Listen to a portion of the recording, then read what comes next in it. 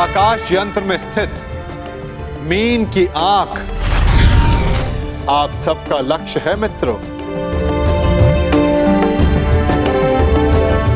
संसार के सर्वाधिक शूरवीर और बलशाली यहां उपस्थित हैं, परंतु प्रश्न यह है कि आप में से इस जल प्रतिबिंब को देखकर मीन की आंख का लक्ष्य कौन भेद सकेगा?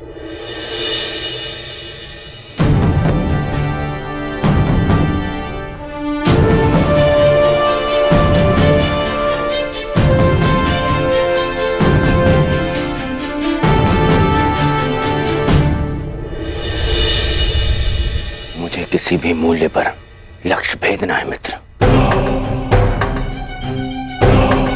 मुझे विजय प्राप्त करनी है।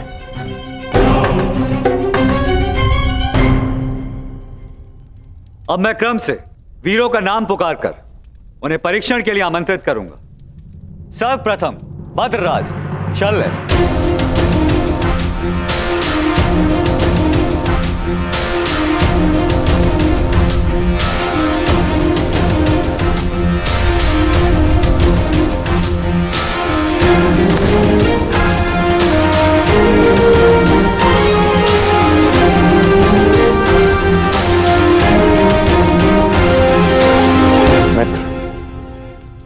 आज कोई क्रोधित भी नहीं है, इसलिए मद्रराज के पास कोई अवसर नहीं किसी की शक्ति छीनने का।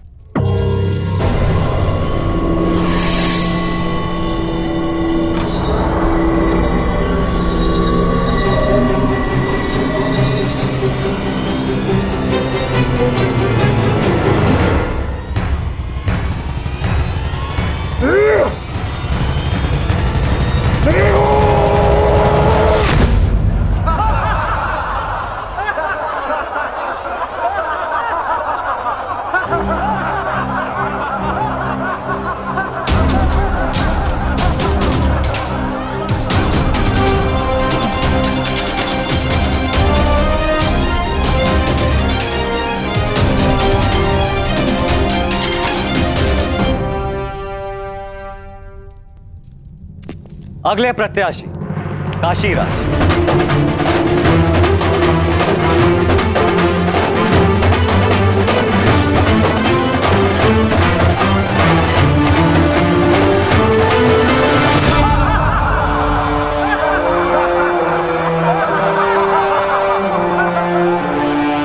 क्या यह असंभव लक्ष्य नहीं है सखा? प्रतिबिंब देखकर आकाश यंत्र में घूमती मीन का नेत्र वेदन संसार में भला ये कौन कर सकता है? एक नहीं 3 पुरुष हैं सखी, जो ये लक्ष्य साध सकते हैं। और वो कौन है? वीर स्त्री का आभूषण होता है सखी। धैर्य रखो, प्रश्न उठा है तो उत्तर भी प्रस्तुत होगा। 3 पुरुष ये लक्ष्य साध सकते हैं सखी। इस सभा में 2 उपस्थित हैं और तीसरा प्रवेश करने वाला है।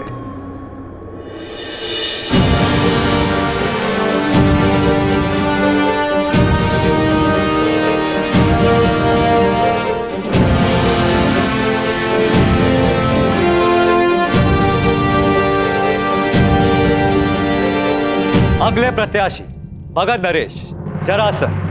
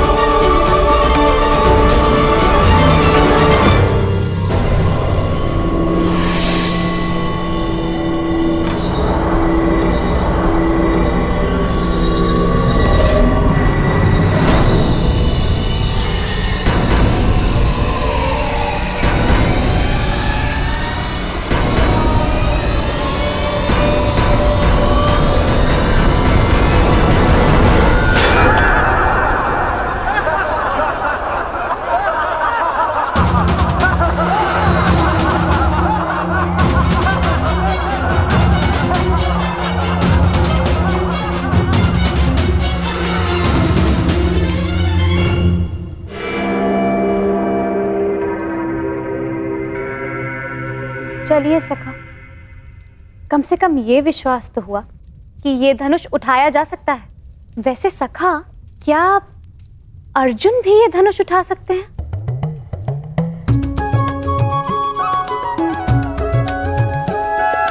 सखा, यदि अर्जुन इस सभा में उपस्थित हुए तब भी मैं उन्हें पहचानूंगी कैसे? कैसे मुझे ये ज्ञात होगा कि वो यहाँ उपस्थित हैं? अर्जुन, परंतु सबका तो ये मानना है कि वो जीवित नहीं है। मैं ऐसा नहीं मानती सखा, क्योंकि मैं अभी तक जीवित हूं। तुम कहां जीवित हो सखी? तुम तब तक जीवित नहीं जब तक अर्जुन ना मिल जाए, यही ना? और यही तो मेरा प्रश्न है केशव, कि मैं उन्हें कैसे पहचानूं, जो मेरे जीवन का एक कारण है। जब वो क्षण आएगा, तुम्हें स्वयं अनुभूत हो जाएगा सखी। तुम्हें अपने भीतर श्वास का प्रवास अनुभव होगा। वो अनुभूति तुम्हें आनंद नहीं, पीड़ा देगी। वो पीड़ा जिसकी तुम्हें प्रतीक्षा है, वो पीड़ा जो तुम्हें आनंद से अधिक प्रिय लगे। क्या मुझे सच में ऐसा अनुभव होगा सखा? परंतु कब? कौन जाने, कदाचित अति शीघ्र।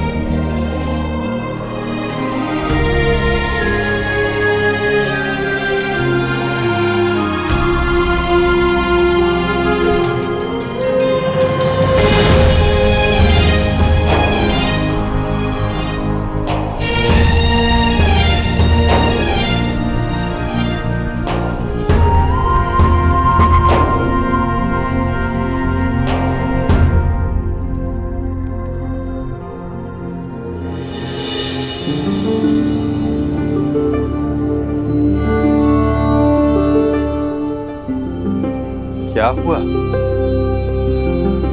सखा, मैंने कुछ अनुभव किया।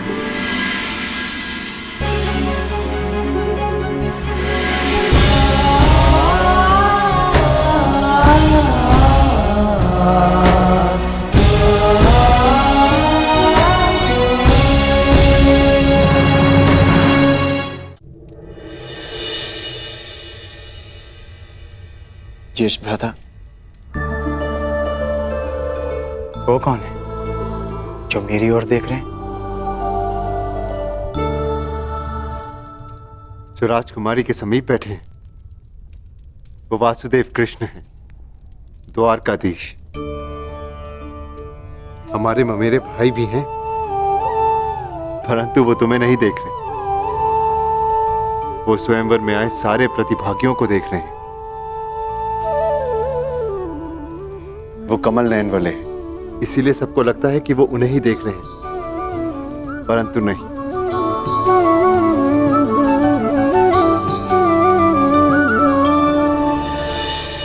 और अब मैं आमंत्रित करता हूं अंतिम प्रत्याशी, हस्तिनापुर के युवराज दुर्योधन।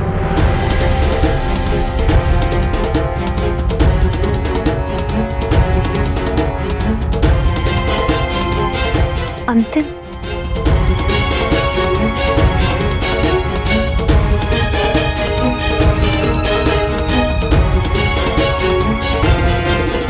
वो दिन कब आएगा जब मैं इस दुष्ट की छाती पर गदा से प्रहार कर पाऊंगा।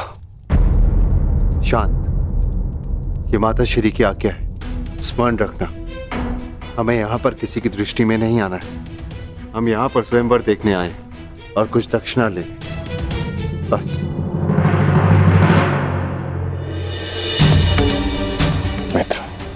मित्र, मैं जानता हूं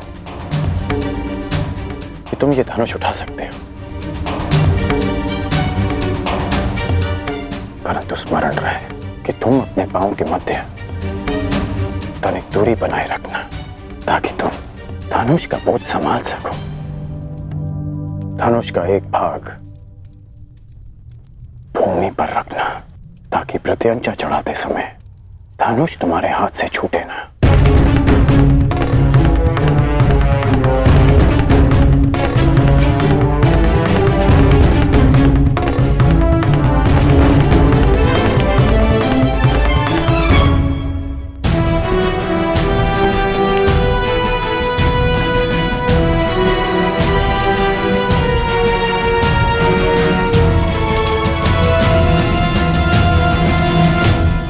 बताइए ना, कौन है वो 3 पुरुष जो ये लक्ष्य साध सकते हैं?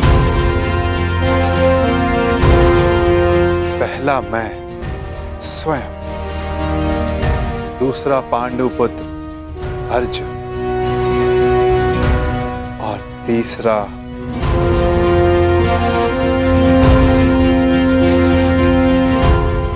मैं राधेकर। मैंने संधान लक्ष्य देखकर ही किया, आपके नेत्रों में देखकर। कदाचित तीसरे वीर के लिए मैं आपका संकेत समझ गई हूं सखा।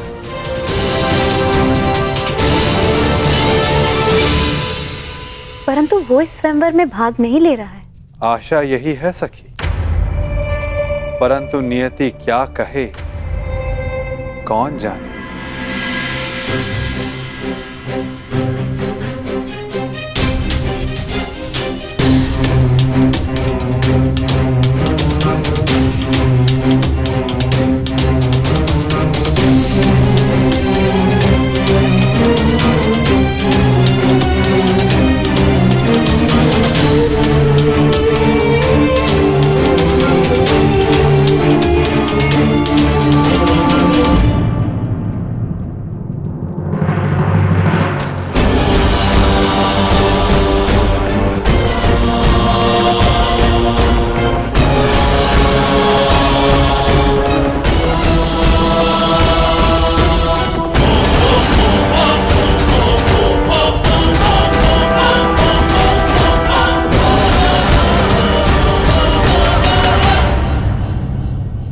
अपने पांव स्थिर रखना मित्र।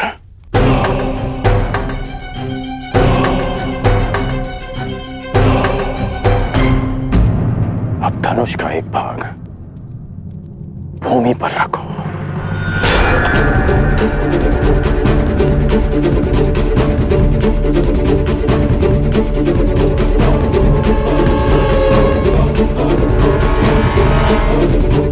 बल लगाकर धनुष को मोड़ो।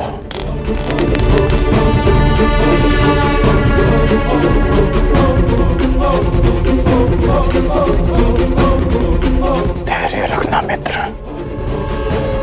तभी प्रत्यंचा चढ़ा पाओगे। ये दुष्ट कहीं लक्ष्य साध न ले। नहीं भ्राताश्री, उसकी पकड़ दुर्बल है और प्रत्यंचा तेलीय है, दुर्योधन के हाथ से फिसल जाएगी।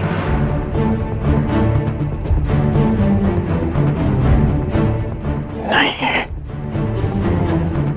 एकाग्रता बनाए रखो दुर्योधन।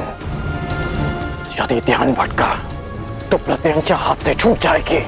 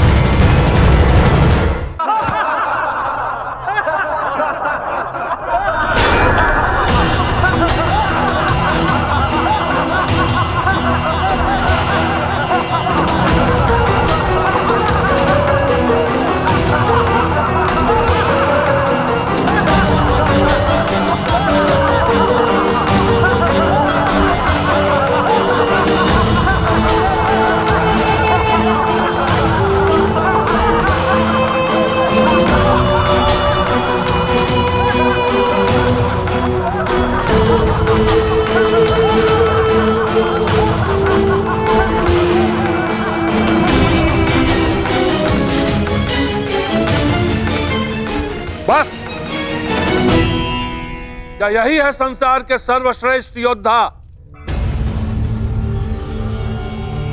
क्या इसी क्षमता के बल पर मेरी पुत्री का वरण करने आए थे आप लोग? प्रतीत होता है गुरुओं में अब वो क्षमता ही नहीं रही जो अपने शिष्यों को युद्ध कौशल सिखा सके।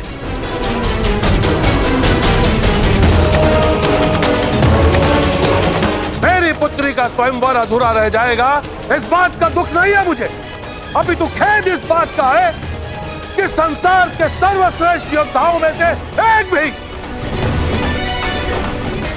भी योद्धा ऐसा नहीं है जो इस परीक्षण में सफल हो सके। महाबली मानकर आप लोग अपने आप से छल कर रहे हो। चलिए पंचाल राज।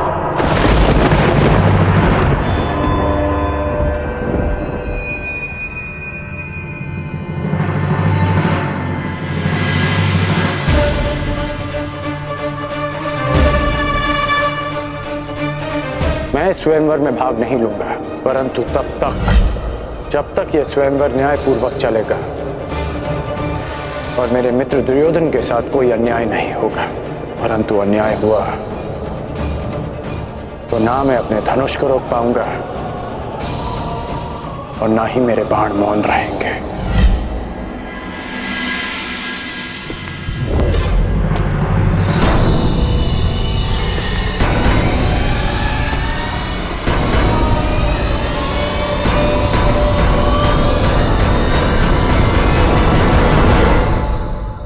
छल तो आपने किया है।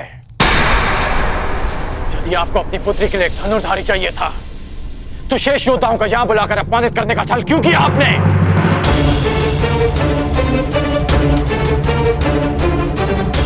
यदि बल, बुद्धि, दृष्टि, एकाग्रता और लक्ष्य पर प्रहार करने की क्षमता जांचनी थी तो केवल धनुर्विद्या का परीक्षण क्यों? खड़क युद्ध क्यों नहीं? गदा कौशल क्यों नहीं? आप वसुदेव कृष्ण के परीक्षण पर संदेह कर रहे हैं। आप इन पर पक्षपात का आरोप लगा रहे हैं भद्र पुरुष। हाँ,